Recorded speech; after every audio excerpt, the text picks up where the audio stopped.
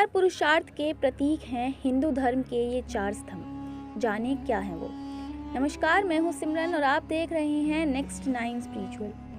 कर्म का मार्ग मोक्ष की ओर, काम मोक्षाय एक संस्कृत वाक्यांश है जिसका अर्थ है कर्म मोक्ष का मार्ग है। यह हिंदू धर्म में एक महत्वपूर्ण अवधारणा है जो बताती है कि कर्म यानी कार्य मोक्ष को प्राप्ति का साधन है। हिंदू धर्म में काम मोक्षाय का मतलब है कि किसी व्यक्ति को कामनाओं या इच्छा को पूरा करने के लिए निरंतर प्रयत्न करते रहने की आवश्यकता है ताकि वह अंततः मोक्ष को प्राप्त कर सके। मोक्ष धार्मिक और आध्यात्मिक मुक्ति का स्थायी अवस्थान है जिसमें व्यक्ति को संसार के बंधनों से मुक्ति मिलती है। काम मोक्षाय का मतलब है कि व्यक्ति को अपनी कामनाओं और इच्छाओं का संतुष्टिजनक समाधान ढूंढना चाहिए ताकि वह इनके द्वारा नियंत्रित न होकर उनसे मोहित न हो। यह आत्मा के विकास के लिए महत्वपूर्ण है क्योंकि कामनाएं और इच्छाएं हमें संसार में बंधन में फंसाकर रखती हैं और हमें आध्यात्मिक उद्धार की राह से हटा देती हैं। इस प्रकार हिंदू धर्म में काम मोक्षाय का मतलब है कि व्यक्ति को अपनी कामनाओं और इच्छा को संतुष्ट करने का प्रयत्न करना चाहिए ताकि वह अंततः मोक्ष को प्राप्त कर सके।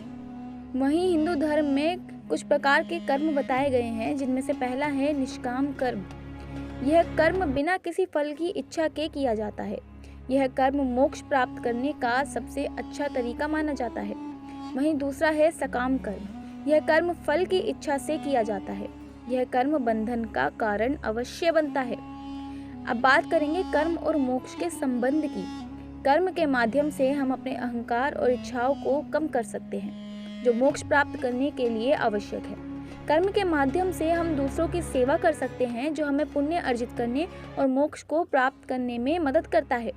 कर्म के माध्यम से हम आत्म साक्षात्कार प्राप्त कर सकते हैं जो मोक्ष का ही अंतिम लक्ष्य है। कर्म मोक्ष का मार्ग है।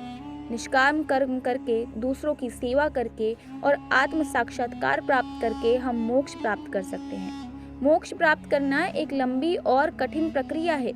इसके लिए निरंतर प्रयास और समर्पण की आवश्यकता होती है, लेकिन अगर हम कर्म मोक्षाय के मार्ग पर चलते हैं तो हम निश्चित रूप से मोक्ष को प्राप्त कर सकते हैं।